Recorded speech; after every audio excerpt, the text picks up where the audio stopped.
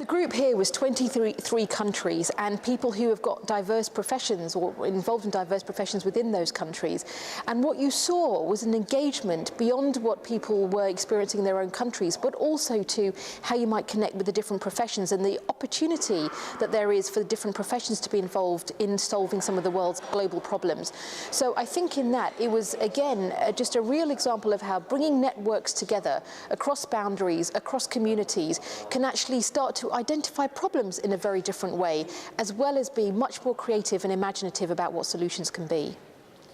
I thought the presentations were phenomenal today. I think they showed how the groups have come together, really thought about what their country's problems are, but actually how you might internationalise some of those, both the situations and then the solutions. I think it showed a real bonding, it showed a real sense of leadership, it showed a real sense of commitment to making a change internationally, and it's a real tribute to all of those who came on the programme.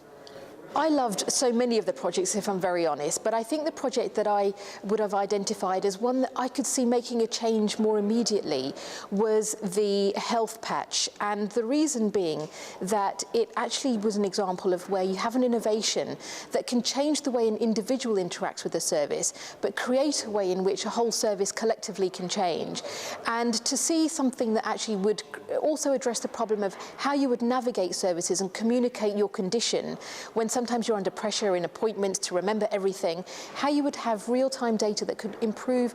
your dialogue with health professionals as well in your own interests, as well as, say, for people like me, how might we share some of that knowledge and insight in a way that protects me too as an individual. I think it was a great example of an innovation that's got great potential. The idea was just out there, and the question then is where it can go.